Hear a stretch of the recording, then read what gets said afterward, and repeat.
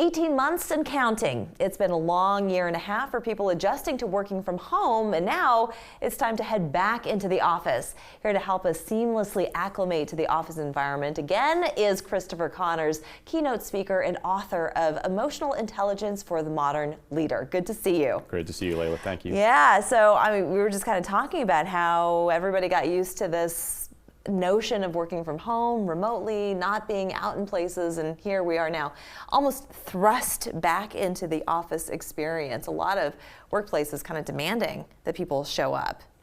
Surprising in some ways, but I guess not as surprising. So I think some of the technology companies, we think of companies like Amazon and Twitter, for example, where they're saying, no, you can stay at home, but companies like Apple are asking people to come back this fall. And so all of a sudden that change that we all had to acclimate to last spring, it's going to be just in reverse. And so I think some people are going to be struggling with that. Is there any way, because some people aren't slated to come back until, well, next month, we're just a couple of days away from that, but even October, November, so a little bit deeper into the fall months. Anything that people can do now to get used to the idea of heading back into the workplace? I'm going to throw out a very boring word, but plan.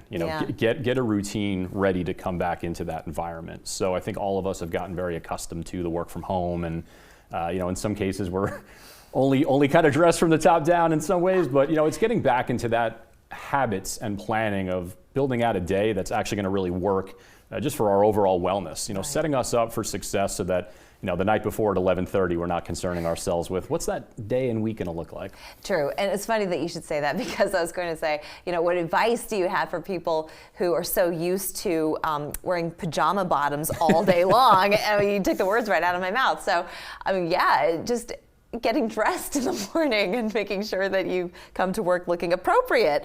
What other advice do you have for people? I think in a lot of ways it's being able to build in that time. So one of the things I'm a huge proponent of is blocking in time in your day for the things that help you kind of be you. Yeah. So what do I mean by that? We think about the different parts of wellness of spiritual, emotional, mental, physical, that maybe you budget time for a workout, or you have time for a mindfulness or meditation practice, or you just build in your reading time a little bit differently. All of a sudden, all that time that was kind of yours is a little bit less. Mm-hmm. Another great practice for people is, listening to a podcast in the morning, but kind of having that set up the night before, so that you just have more structure to your day that enables you to actually have more freedom. Yeah, I see this really as an opportunity for people to get more of a balance, right? So when we're in the office environment, sometimes it's just all about having your phone glued to your hand. It's always about being connected.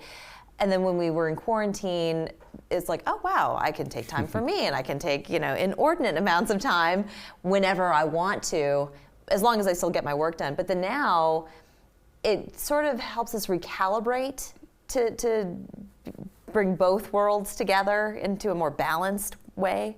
Right? Yeah, I think the optimistic way of looking at it is saying, let's take the good. Let's take all the good things. Yeah. So many people, we've seen, even from some of those larger technology companies that we just talked about, right. We've even seen from a company like Apple where people are saying, hey, we don't want to come back. Mm-hmm. But when that time comes, all of a sudden that they're setting themselves up in a way that those things are a little bit more of a part of their day. Mm-hmm. And I think that, let's take the good things that have come from 18 months of learning more about ourselves, just that self-awareness, I think that a lot of people have been able to develop. Yeah, and I have to address COVID and the Delta variant, because we've done some segments here, and I think people are very fearful that with this Delta variant, even though they've been vaccinated, we've heard of a lot of breakthrough cases. We've heard of people getting COVID multiple times now since March of 2020. So how about creating a safe environment also for your employees to have a conversation with you? Hey, I'm not really comfortable with bringing myself into a workplace where I could potentially get sick. How do you bring that conversation up to your manager, and how would you advise managers to have some empathy or sympathy for their colleagues? Yeah, I think that in any environment where there's one-on-one conversations and team conversations built in, it's on the manager or the leader in that situation to be proactive. I think that that's the kind of thing that leads off one of those meetings, of creating that space of saying, hey, this is okay. Mm-hmm. If something comes up. Even this summer in the sports world, we've seen different things. For example, with Naomi Osaka, for example, pulling out of the French Open. But there's a correlation there that comes to the workplace where it's okay. It's okay to be yourself and maybe have that moment as it comes up. We don't know yet exactly how everybody is going to adjust as all of these different companies begin to come back, and hopefully they do. Yeah, right, exactly. And a lot of people, they do have a legitimate fear, but I think just being able to communicate without the risk of losing your job, losing hours. I mean, there are some workplaces that are saying, hey, don't show up unless you've been vaccinated. For sure. What do you think about that? Yeah, I mean, it's a tough balance, but I think at the end of the day, there's a safety piece that comes with that. Mm-hmm. It adds a little bit more of a security, and maybe that does something to dispel that fear. But I think to your point, by having those conversations, being a little more empathetic and putting that out up front, you create an environment of maybe a little bit less fear, but it goes a long way toward building that personalized relationship back, building that camaraderie and culture, which oh, by the way, is going to be another huge component of people being back in person. What can you do to personalize those relationships again? Most definitely. Wonderful advice. And anybody who's interested in your books, where do they find out more information? Yeah, you can go to my website, christeconnors.com, Emotional Intelligence for the Modern Leaders on Amazon as well. Perfect. Thank you so much. Good to talk to you again. Thank you, Layla. We're back after this.